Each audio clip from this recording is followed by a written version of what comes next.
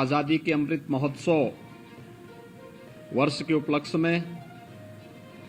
प्राकृतिक खेती को बढ़ावा देने के लिए नॉन-मेसी कृषि पर आधारित एक दिवसीय इस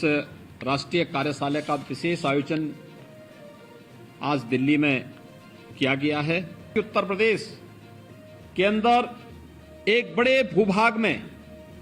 हम लोग प्राकृतिक खेती को आगे बढ़ा रहे हैं और उसके बहुत अच्छे चमत्कारिक परिणाम भी हम सबके सामने देखने को मिले हैं। और खास तौर पर नमामि गंगे एवं परंपरागत कृषि विकास योजना के अंतर्गत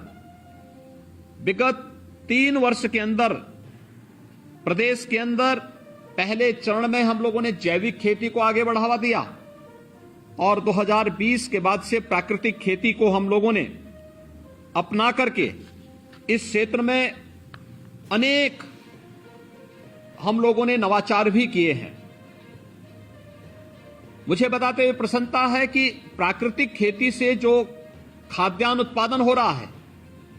आज हम लोगों ने हर 18 हमारे पास कमिश्नरी हैं। पहले चरण में हम लोग सभी 18 कमिश्नरी स्तर पर उसके लिए टेस्टिंग लैब स्थापित करने की कार्रवाई और हर एक मंडी में इससे उत्पन्न होने वाले खाद्यान्न के लिए भी अलग से व्यवस्था बना करके उसकी व्यवस्थित मार्केटिंग और किसान भाइयों को उसका उचित दाम मिल सके, इस कार्य को भी हम लोगों ने आगे बढ़ाना प्रारंभ किया। 2020 में जब प्रदेश में नमामि गंगे यात्रा हम लोगों ने यहां पर आयोजित की थी, उस समय तय हुआ था कि गंगा, यमुना, सरयू जैसी पवित्र नदियों के दोनों तटों पर 5-5 किलोमीटर के दायरे को ध्यान में रख करके हम लोग किसानों को वहां पर औद्यानिक फसल या खेती के लिए जो भी वह कार्यक्रम करेंगे, अगले 3 वर्ष तक हमने कुछ सब्सिडी देकर के प्राकृतिक खेती को व्यवस्थित रूप से आगे बढ़ाने के लिए प्रोत्साहन देंगे। और मुझे बताते हुए प्रसन्नता है कि आज उत्तर प्रदेश में एक बड़ा भूभाग ऐसा है जहां पर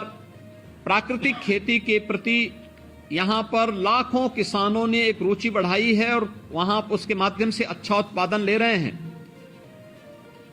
जो बात आचार्य देवव्रत जी ने कही कि हमें केवल जो हम खेती जिसमें हम उर्वरक, रसायन और पेस्टिसाइड अब तक छिड़कते रहे हैं, इससे तो हमें मुक्त करना ही है।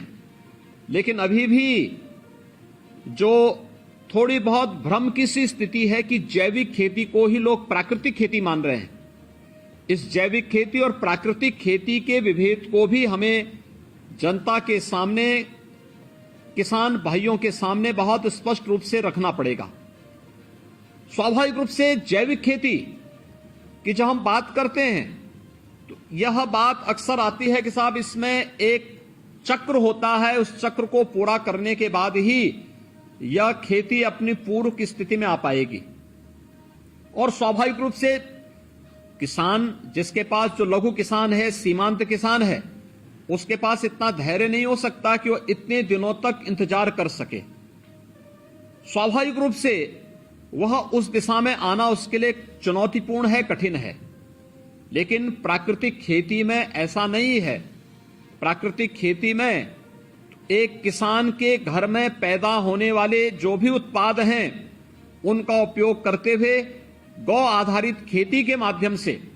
हम लोग पहले वर्ष में ही अच्छी आमदनी ले सकते हैं। और यह उन सभी किसान भाइयों के माध्यम से जिन्होंने इस प्राकृतिक खेती को अपनाया है, उस खेती के माध्यम से हम इन कार्यों, इस प्रकार के सफल प्रयोग को आसानी से देख सकते हैं। और उसके बारे में हमें बहुत विस्तार से इस कार्यक्रम को आगे बढ़ाने की आवश्यकता है, जिस पर हम लोगों को विशेष रूप से कार्यक्रम भी हम लोग प्रदेश में वर्तमान में चला रहे हैं। हम लोगों ने अब तक 1038 ग्राम पंचायतों के हमारे अलग अलग कार्यक्रम, प्रशिक्षण के कार्यक्रम भी इस पर आयोजित हुए हैं और 56,000 से अधिक कृषकों को हम लोगों ने अभी इस दिशा में व्यवस्थित रूप से प्रशिक्षित भी किया है। प्रदेश के अंदर इस अनेक ऐसे कार्यक्रम वर्तमान में राज्य सरकार चला रही है, जिसमें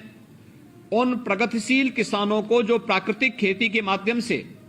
जिन्होंने अपनी आमदनी को, लागत को कम करके आमदनी को कई गुना बढ़ाया है, उन्हें हम समय समय पर यहां पर सम्मानित भी करते हैं। प्रदेश के अंदर वर्तमान में हमारे कई किसान ऐसे हैं जो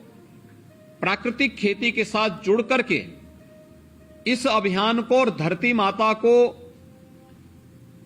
जहर से मुक्त यानी विष से मुक्त करने के इस अभियान के साक्षी बन रहे हैं। मुझे बताते हुए प्रसन्नता है कि उत्तर प्रदेश में 5 हमारे पास कृषि विश्वविद्यालय हैं, 89 कृषि विज्ञान केंद्र हैं और 10 हमारे पास एग्रो क्लाइमेटिक जोन हैं, जिसके माध्यम से हम लोग प्रदेश में प्राकृतिक खेती को बढ़ावा देने के लिए और उसके प्रचार प्रसार में जिनका योगदान हम लोग ले रहे हैं। इसी प्रकार प्रदेश में केंद्र पोषित भारतीय प्राकृतिक कृषि पद्धति के अंतर्गत भी 35 जनपदों के लिए 38,670 हेक्टेयर क्षेत्रफल में 82 करोड़ 83 लाख रुपए की लागत की कार्ययोजना भी हम लोगों ने वर्तमान में यहां पर भारत सरकार द्वारा स्वीकृति की गई है और जिसे हम वर्तमान में क्रियान्वित कर रहे हैं। हमारे चैनल को लाइक, शेयर और सब्सक्राइब जरूर करें और नई अपडेट्स के लिए बेल आइकन दबाना ना भूलें।